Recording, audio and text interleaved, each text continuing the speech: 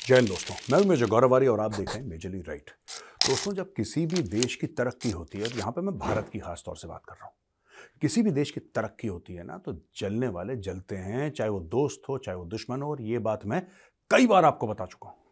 आप ये मत समझना कि जिस जिस मुल्क को आप दोस्त समझते हो, जिस देश को आप ये समझते हो कि साहब ये तो हमारे दोस्त हैं, ये बड़े पक्के हैं हमारे, कोई पक्का नहीं है, कोई पक्का नहीं है। इसीलिए जो सरकार की नीति है, और ये कई सरकारों की, हमारे पहले भी ये नीति चलती चली आई हमारी, नॉन अलाइनमेंट की, ये सबसे बढ़िया नीति है हमारी, और हम इसी नीति को फॉलो भी कर रहे हैं। ये नीति ये कहती है कि भैया एकला चलो रे, ठीक है, तुम्हारे दोस्त होंगे, वो तुम्हारे काम आएंगे, लेकिन वही दोस्त तुम्हारी टांग भी खींचेंगे जब ऐसा वक्त आएगा जहां पे उनको लगेगा यार भारत की तरक्की बहुत हो रही है, यार भारत ना इकोनॉमिकली बहुत ग्रो कर रहा है, भारत डिप्लोमेटिकली बड़ा ग्रो कर रहा है, यार लोग भारत की सुन रहे हैं, हमारी क्यों नहीं सुन रहे? हम तो दुनिया पे राज करते थे, ये कौन लोग हैं यार भारत से उठ के? कुछ साल पहले तो हम इसको कहते थे इतना गरीब देश है, यहां पे लोग भूखमरी से मर रहे हैं, किसान यहां पे सुसाइड कर रहा है। ये देश वाले अब हमारे सर पे बैठेंगे और हमें बताएंगे कि तुम्हें क्या करना चाहिए। एक मिनट, चलो जरा इनकी टांग खींचते हैं। अब मैं आपको बताता हूं दोस्तों हुआ क्या। यूनाइटेड नेशंस में जो ह्यूमन राइट्स हैं, UN high commissioner for human rights Volker Turk, इसने इंडिया के, भारत के इलेक्टोरल, जो हमारी चुनावी प्रक्रिया है, उसके ऊपर इसने सवालिया निशान उठाए। इसने कभी हमारी चुनावी प्रक्रिया देखी नहीं है, इसको यह नहीं पता है कि भारत में चुनाव होते कैसे हैं, लेकिन एक चिढ़ होती है ना, एक जलन होती है, जिसके बाद आप लॉजिक को खिड़की के बाहर फेंक देते हैं, क्योंकि आपके अंदर वो हेट्रेड बन जाती है। यही इसके साथ प्रॉब्लम है। देखिए, ये कहते हैं कि साहब यहां पे सिविक स्पेस कम हो रहा है, यानी कि समाज के लिए जो स्पेस है, जो जगह है, वो कम हो रही है। इसने बोला यहां पे हेट स्पीच हो रही है और डिस्क्रिमिनेशन अगेंस्ट माइनॉरिटीज हो रही हैं, पर्टिकुलरली मुसलमानों के खिलाफ। अच्छा, किस मंत्री ने मुसलमानों के खिलाफ कमेंट दिया, आप ये बात बताइए। मैं ये जानना चाहता हूं कि कोई मंत्री होगा, और अगर किसी ने अगर करा भी है, अगर रूलिंग पार्टी का करा भी है, तो ऐसे आप कई लोग देखेंगे उस बार उसको टिकट ही नहीं मिले। कई लोग ऐसे हैं जिन्होंने हेट स्पीच करी है किसी भी कम्युनिटी के खिलाफ, उसको इस बार टिकट ही नहीं दिया। तो ऐसी बात नहीं है, एक एलिमेंट ऑफ अकाउंटेबिलिटी है with in the system, right. हमारी डेमोक्रेसी में कमियां हैं, लेकिन यार ट्रंप तो खुलेआम बोलता है कि मैं मुसलमानों को नहीं आने दूंगा यूएस में, तब तो इस आदमी का मुंह नहीं खुला। ट्रंप तो खुल के बोलता है। ट्रंप पोलैंड बोलता है खुल के। पोलैंड क्या बोलता है? पोलैंड ये बोलता है कि हम एक मुस्लिम रेफ्यूजी को नहीं लेंगे। उनका फॉरेन मिनिस्टर बोलता है, टेलीविजन पे बोलता है कि हम एक बंदे को नहीं लेंगे पोलैंड के अंदर, एक मुस्लिम रेफ्यूजी को। फिर ये बोलता है कि साहब आप देखो पोलैंड में एक टेरर इंसिडेंट नहीं हुआ। कहता हमने 2 मिलियन यूक्रेनियंस को लिया है, हम यूक्रेनियन को ले लेंगे, हम मुस्लिम्स को नहीं लेंगे। क्यों? क्या ये हेट स्पीच नहीं है? क्या इस्लामोफोबिया नहीं है? भारत में तो ऐसा नहीं हो रहा, क्योंकि पोलैंड वाला गोरा है, वेस्टर्न कंट्री है, वो कुछ भी कह सकता है। Trump president of the United states होकर कहता है मैं मुसलमानों को आने नहीं दूंगा यहां पर, राइट। ऋषि सुनक ने क्या बोला अभी? ऋषि सुनक ने बोला कि इंडोनेशिया, अफगानिस्तान, पाकिस्तान, 3 जगह से मौलवी मुल्ले मौलाना बैन, मैं आने नहीं दूंगा, नहीं आने दूंगा मैं। जब फिलिस्तीनी रो रहे हैं और बोल रहे हैं हमें पनाह दो, तो मुसलमान मुल्क बोल रहे हैं कि नहीं हम तुम्हें पनाह नहीं देंगे। वो हेट नहीं है। इस आदमी का तब मुंह नहीं खुला, इस आदमी का तब मुंह खुल रहा है कि जब इसको ऐसा लग रहा है कि साहब भारत ने ऐसा बड़ा हेट स्पीच कर दी है, और भारत के इलेक्शन में क्या हो रहा है? भारत के इलेक्शन में, हमारा इलेक्शन की जो प्रणाली है, हमारे इलेक्शन का प्रोसेस है, वो दुनिया फॉलो करना चाहती है।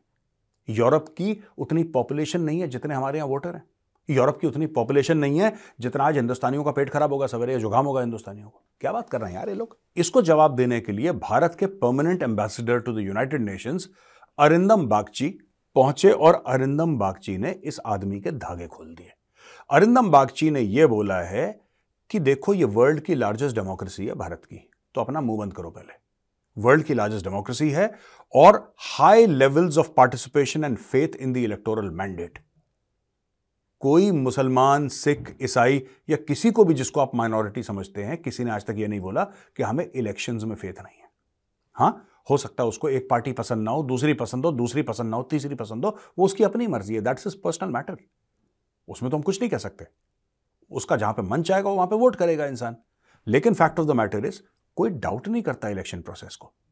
दुनिया की देश और हैं दुनिया में जो कि कहते हैं भारत से कि भाई आप बताओ, आप लोग अपने इलेक्शन कैसे करते हो, हमें भी समझाओ जरा यार, हम भी वैसे ही इलेक्शन अपने यहां करना चाहते हैं। अमेरिका में बैलेट सिस्टम चल रहा है, हर जगह बैलेट सिस्टम चल रहा है। वो हमसे कहते हैं तुम लोग ईवीएम से कर कैसे लेते हो।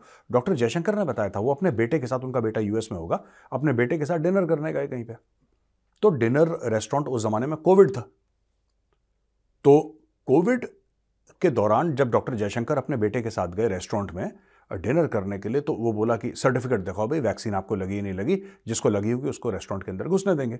तो उनके बेटे ने अपनी जेब से कोविड का सर्टिफिकेट निकाला, कागज का टुकड़ा, और दिखा दिया कि जी ये मेरा सर्टिफिकेट है। जब डॉक्टर जयशंकर से बोला कि आप दिखाओ, उन्होंने डिजिटल दिखाया। सब लोग शॉक हो गए, क्योंकि अमेरिका में अभी कागज चलता है, वो कह रहे हैं भारत में डिजिटल चल रहा है, ये लो डिजिटल मेरा सर्टिफिकेट है। अमेरिकन शॉक हो गए, कह रहा ये क्या मैटर, कह रहा भारत में सबके पास यही है। आज की तारीख में भारत का यूपीआई देखिए ना, आप सिर्फ इलेक्शन सिस्टम पे मत जाइए, आप पूरे ओवरऑल सिस्टम को देखिए। भारत में भारत इतना एडवांस हो रहा है, इनको हजम नहीं हो रहा। आज सिंगापुर कह रहा है यार आपका यूपीआई से बड़ा मजा आ गया, ग्रीस कह रहा है हमें यूपीआई दे दो। 5 यूरोप के देश लाइन में लगे हैं और डिस्कशन चल रही है सरकार के साथ कि भाई किस तरीके से हम यूपीआई को अपना सकते हैं। जो भारत का यूपीआई हमें चाहिए यार, हमें वो ऐप डाउनलोड करवा दो, हमारा काम करवा दो। हमारे इलेक्शन सिस्टम, अब इलेक्शंस के ऊपर आते हैं, यही चीज अरिंदम बागची ने बोली। अरिंदम बागची ने यह बोला है कि भाई India's commitment to plurality, diversity, inclusivity and openness which are core values of is democratic polity, right. मैं बताता हूं ना इनके साथ प्रॉब्लम क्या है, गोरों के साथ। मैं अभी आऊंगा इस पर। Bagchi emphasise India's role as voice of reason in advocating for dialogue and diplomacy among global conflicts. इनको यह प्रॉब्लम है कि जो भारत कर रहा है ना, ये ज्यादातर एक टाइम पे गोरे देश करते थे। मैं आपको फैक्ट बता रहा हूं, देखो कड़वी बात है दोस्तों, लेकिन कड़वी बात हमें वो घुट्टी भी पीनी पड़ेगी जो कि कड़वी है। एक जमाने में गोरे देश ये करते थे भाई, गोरे देश ये करते थे।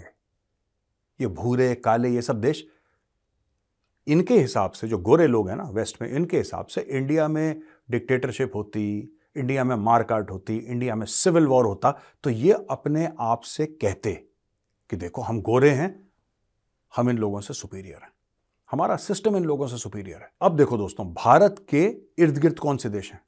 चाइना एक टोटलिटेरियन रेजिम है, शी जिनपिंग डिक्टेटर है वहां का, राइट। हो सकता है दुनिया की सेकंड लार्जेस्ट इकोनॉमी है, लेकिन है बेड़ा गर्क उसका, क्योंकि हम इलेक्शंस की बात कर रहे हैं। चीन में इलेक्शन नहीं होते, पाकिस्तान के इलेक्शन आप देख ही चुके हैं, आप देख चुके हैं ना पाकिस्तान के इलेक्शन। पाकिस्तानी खुद कह रहे हैं चोर है, अपने इलेक्शन वालों को खुद कह रहे हैं चोर है, ठीक है। ऊपर जितने भी इस्तान स्टेट्स हैं सारे के सारे, इसमें डेमोक्रेसी कोई नहीं है ना, इसमें स्ट्रांग मैन है, डिक्टेटरशिप टाइप का मामला है। अफगानिस्तान आप देख लीजिए, ईरान आप देख लीजिए, इधर आप म्यांमार देख लीजिए, आप नेपाल में कितना डेमोक्रेटिक उथल पुथल, नेपाल फिर भी काफी हद तक ठीक है, डेमोक्रेटिक उथल पुथल हो रहा है। श्रीलंका में प्रेसिडेंट के स्विमिंग पूल में लोग जाके नहा रहे हैं, वहां पे तो बेड़ा ही गर्क हो गया, almost it was on the verge of civil war. Maldives का बेड़ा गर्क। तो जब आप पूरे इस खित्ते को देखते हैं, पूरे इस एरिया को देखते हैं, आपको भारत नजर आता है उभरती हुई एक महाशक्ति, और ये दोस्तों हजम नहीं होता। लेकिन मैं अरिंदम बागची को कहना चाहता हूं, वेरी वेल डन यार, बड़ी खुशी हुई जान के। अरिंदम बागची वही थे जो मिनिस्ट्री ऑफ फॉरेन अफेयर्स के स्पोक्स पर्सन थे कुछ समय पहले, तो अब उनकी पोस्टिंग हो गई है, और कॉलेज में मेरे बैचमेट रह चुके हैं अरिंदम बागची, हम दोनों ने साथ पढ़ाई करी थी। ये मेरे बैचमेट हैं सेंट स्टीफेंस कॉलेज दिल्ली के, हम लोग क्लास ऑफ 92, मतलब यानी कि we passed out in 1992 from Saint Stephen's college. तो हमारे बैच में कई लोग they are doing India proud, Bharat के लिए बहुत अच्छा काम कर रहे हैं। कुछ हमारे बैचमेट्स हैं जो, कुछ हैं जो बेड़ा गर्क कर देते हैं कभी कभी, लेकिन कोई बात नहीं, मिक्स एंड मैच वाला बैच हमारा।